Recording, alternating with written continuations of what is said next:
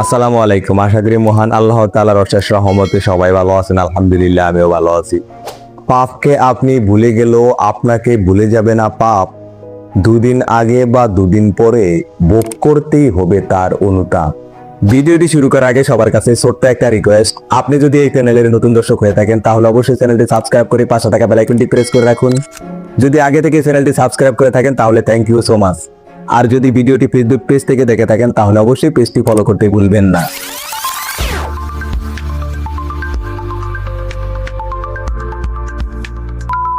দীর্ঘদিন যাবত আমি একটা বিষয় খেয়াল করে দেখলাম, যারা চলচ্চিত্রে কাজ করে বা যারা চলচ্চিত্রে কাজ করেছে, মানে এক কথায় বলতে পারি যারা মিডিয়া জগতে কাজ করে বা যারা অতীত মিডিয়া জগতে কাজ করেছে, তাদের মধ্যে ম্যাক্সিমামই দেখা যায় জীবনের শেষ মুহূর্তে এসে কোনো না কোনো সংকটে ভুগছে বা কোনো না কোনো সংকটে ভুগতে আছে।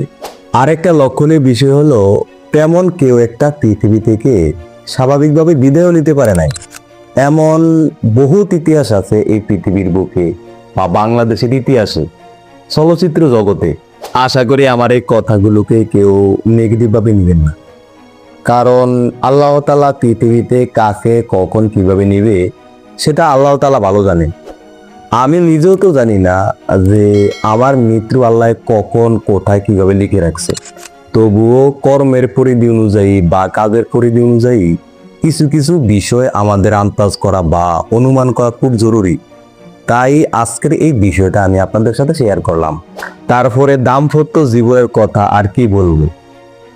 যারা মিডিয়া জগতে কাজ করে, নায়ক নায়িকাদের ভিতরে বা তারকা মহাতারকাদের ভিতরে এমন কোনো নায়ক নায়িকা বা এমন কোনো তারকা মহাতারকা আছে কিনা আমার জানা নাই, যারা এক স্ত্রীর সাথে বা বিবাহ বন্ধনে আবদ্ধ হওয়ার পর থেকে শুরু করে জীবনের শেষ মুহূর্ত পর্যন্ত এক স্বামীর ঘরে স্টে করতে পারছে কিনা আমার জানা নাই। যখন বিভিন্ন নিউজে বা বিভিন্ন খবরের মাধ্যমে এই সমস্ত বিষয়গুলো আমার নজরে পড়ে, এই সমস্ত বিষয়গুলো আমি দেখি, তখন এই সমস্ত বিষয়গুলো আমাকে খুব ভাবায়। তাই আজকে এই বিষয়গুলো আমি আপনাদের সাথে শেয়ার করলাম। তারা যে টাকা পয়সা কম কামায় বিষয়টা কিন্তু এমন নয়, তবুও দেখা যায় দিন শেষে তারা অসহায়। তারা দাঁড়ে দাঁড়ে হাত বাড়ায় চিকিৎসা সহায়তার জন্য, খাদ্য সহায়তার জন্য, বস্ত্র সহায়তার জন্য। আবার আপনি অন্যদিকে তাকাইলে দেখবেন একজন মসজিদের ইমাম বা একজন মসজিদের মুয়াজ্জিন মাসে 5,000, 7,000 বা সর্বোচ্চ 10,000 টাকা বেতন পায়। তবুও তার পায়ের দিকে তাকাইলে দেখা যায় বাজারের সেরা দামের জুতাটা তার পায়ে। তার পাঞ্জাবির কাপড়ের দিকে তাকাইলে দেখা যায় তার পাঞ্জাবির 1 গজ কাপড়ের দাম দিয়া আপনার আমার একটা শার্ট বানানো যাবে। তার বাজারের লিস্টের দিকে তাকাইলে চোখ কপালে উঠে যাওয়ার পালা।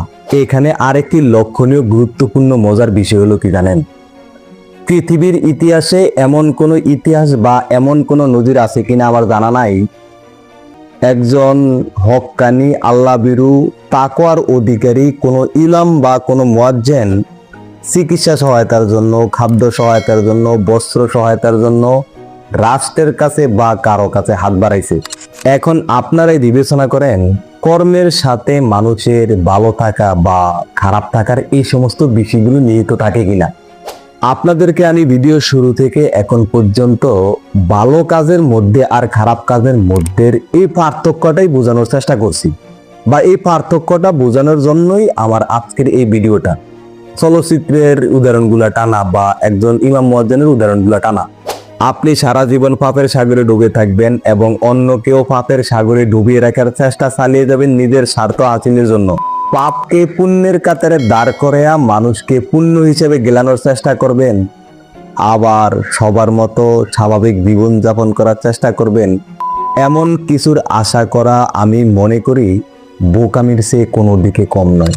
সর্বশেষ আমি বলবো, আপনি যদি একজন চলচ্চিত্রের কর্মী হয়ে থাকেন তাহলে আপনি নিজেই বলুন তো, আপনি পর্দার সামনে যে সমস্ত বিষয়গুলো প্রেজেন্ট করতেছেন বা যে সমস্ত কাজগুলো করতে আছেন, এগুলো কি পাপের কাজ নাকি পুণ্যের কাজ? এখন আপনি শখের বশে করেন বা এই কাজটাকে প্রফেশন হিসেবে নিয়ে করেন, যেভাবেই করেন না কেন, আমার প্রশ্ন আপনার কাছে, ভিডিওর একেবারে লাস্ট মুহূর্তে এসে আপনার কাছে আমার একটা প্রশ্ন, পাপকে যদি আপনি প্রফেশন হিসাবে নেন তাহলে পাপ কি কখনো পুণ্যের কাজ হয়ে যাবে? আরেকটি বিষয় হলো, ভিডিওর শুরু থেকে এখন পর্যন্ত এতগুলো কথা বা এতগুলো বিষয় আপনাদের সামনে শেয়ার করার উদ্দেশ্য এই নয় আপনাদেরকে তুচ্ছ-তাচ্ছিল্য করা বা আপনাদেরকে ছোট চোখে দেখা। আমার উদ্দেশ্য ছিল ভালো কাজের ভিতরে এবং খারাপ কাজের ভিতরে পার্থক্যটা আপনাদের সামনে শেয়ার করা, আপনাদেরকে বোঝানো। আর এই উদ্দেশ্যেই আমার আজকের এই ভিডিওটা করা। আজকের মতো এ পর্যন্তই। আশা করি আমার ভিডিওর শুরু থেকে এখন পর্যন্ত যদি আমার কথাবার্তায় কোনো ধরনের ভুলভ্রান্তি হয়ে থাকে সবাই ক্ষমা এবং সুন্দর দৃষ্টিতে দেখবেন। আরেকটি বিষয় হলো, আমি সবসময় আপনাদেরকে বিভিন্ন বিষয়ে পরামর্শ দেওয়ার চেষ্টা করি, বিভিন্ন বিষয়ে মোটিভেট করার চেষ্টা করি। তাই বলে যে আমার ভুল হবে না, বিষয়টি এরকম নয়। মানুষ কখনো ভুলের ঊর্ধ্বে নয়, আর আমি একজন মানুষ। আল্লাহ তাআলা বাঁচিয়ে রাখলে সামনে আবার দেখা হবে নতুন কোনো বিষয়ে, নতুন কোনো ভিডিওতে। দোয়া করি সে পর্যন্ত আল্লাহ তাআলা সবাইকে ভালো রাখুক, সুস্থ রাখুক। আজকের মতো বিদায় নিচ্ছি। আল্লাহ হাফেজ।